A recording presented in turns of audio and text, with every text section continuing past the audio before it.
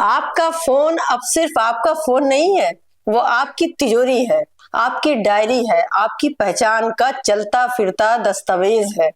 सोचिए अगर इसी तिजोरी में सरकार अपना एक परमानेंट चौकीदार बिठा दे जिसे आप हटा भी ना सके, तो आप क्या करेंगे?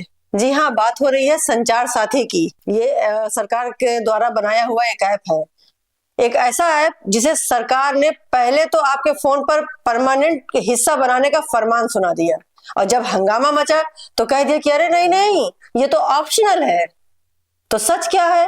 क्या ये साइबर सुरक्षा का कवच है या जासूसी का नया हथियार?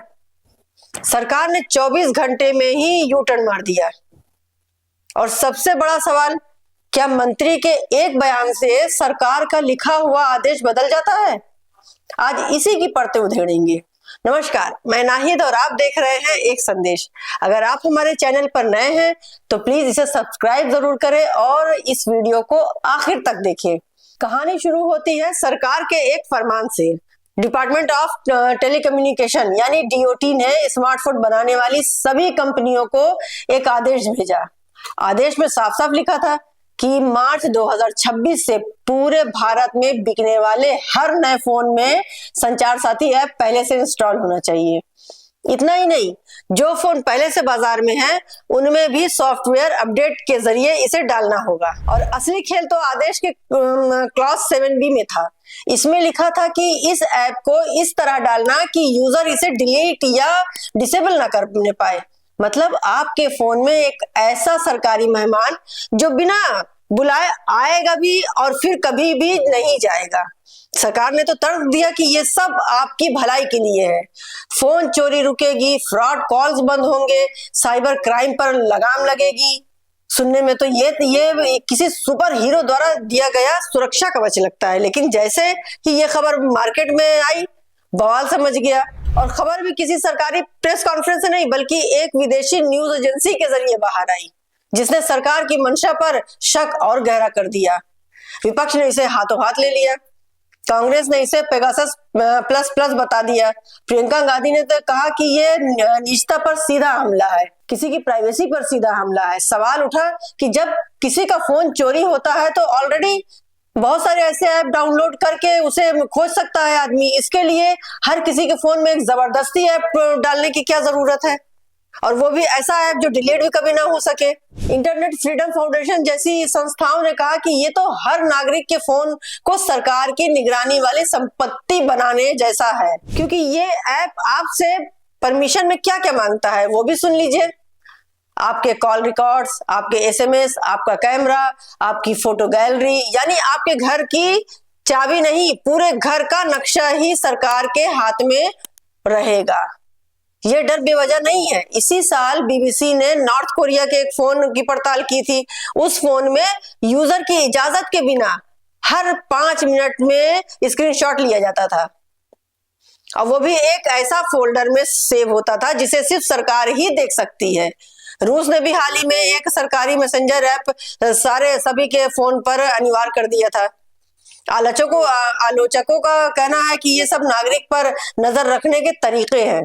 तो सवाल उठना लाजमी है कि क्या भारत भी उसी रास्ते पर जा रहा है, उसी तर्ज पर जा रहा है? खैर, जो सोशल मीडिया से लेकर संसद तक हंगामा बरपा तो सरकार जागी।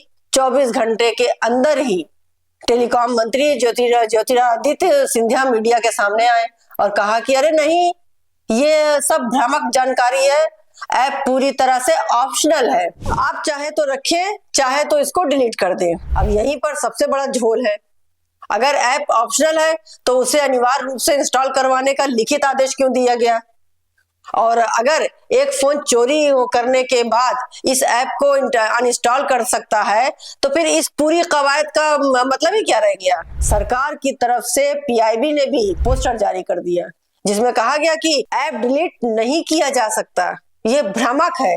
कमाल की बात तो यह है कि ये भ्रामक जानकारी खुद सरकार के ही अधिकारी आदेश में लिखी हुई थी। मतलब पहले आप खुद ही आग लगाएं और फिर खुद ही फायर ब्रिगेड बनकर उसे बुझाने पहुंच जाए। सरकार के इस यूटर्न के बाद भी कई सवाल हवा में तैर रहे हैं। पहला सवाल, अगर सरकार अपनी बात पर कायम है तो वो पुराना आदेश वापस क्यों नहीं लिया गया? मंत्री का एक मौखिक बयान एक लिखित आदेश को कैसे बदल सकता है? कल को सरकार मुकर जाए तो आप कोर्ट में मंत्री का बयान दिखाएंगे या वो सरकारी कागज? और दूसरा सवाल, ये जो सॉफ्टवेयर अपडेट के बहाने ऐप डालने की बात की जा रही है और वो भी बहुत खतरनाक है। आज सरकार कह रही है कि ऐसा ऐप सुरक्षित है, कल को एक छोटा सा अपडेट आएगा और ऐप का पूरा कैरेक्टर बदल दिया जाएगा, तब आप क्या करेंगे? ये किसी ट्रोजन हॉर्स की तरह हो सकता है जो सुरक्षा के नाम पर अंदर आएगा और फिर पूरे सिस्टम पर कब्जा कर लेगा।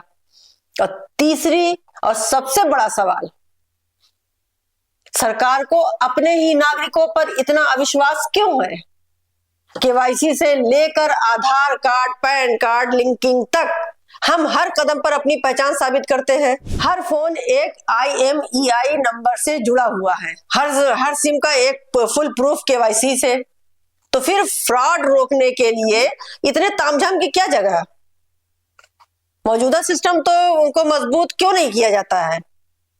ये कहानी सिर्फ एक ऐप की नहीं है, ये उस बड़े तस्वीर का हिस्सा है जहां मिनिमम गवर्नमेंट मैक्सिमम गवर्नेंस का नारा तो दिया जाता है, लेकिन असल में हर नागरिक को हर पल कंट्रोल करने की कोशिश होती है, जैसे कि दिखाई दे रहा है। यही नहीं, आलोचकों यहां तक कह रहे हैं कि थाली बजाने से लेकर ऐप इंस्टॉल करवाने तक हर चीज में जनता की देशभक्ति और भरोसे का टेस्ट लिया जाता है। निजता या प्राइवेसी कोई अमीरों का चोचला नहीं है, ये आपका संवैधानिक अधिकार है जिसे सुप्रीम कोर्ट ने भी माना है। ये वो लक्ष्मण रेखा है जो बताती है कि सरकार कहां तक आ सकती है और कहां उसे रुक जाना चाहिए।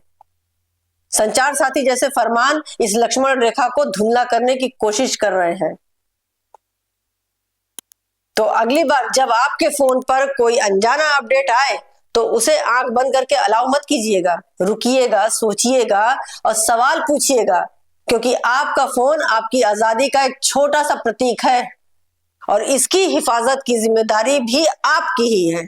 आपको क्या लगता है, क्या सरकार की मंशा वाकई सुरक्षा की थी या यह निगरानी का एक ट्रायल बैलून था? आप अपनी राय कमेंट बॉक्स में जरूर लिखिएगा। आज के लिए बस इतना ही, फिर मुलाकात होगी, तब तक देखते रहिए और हमारे साथ बने रहिए। एक संदेश। नमस्कार, जय हिंद।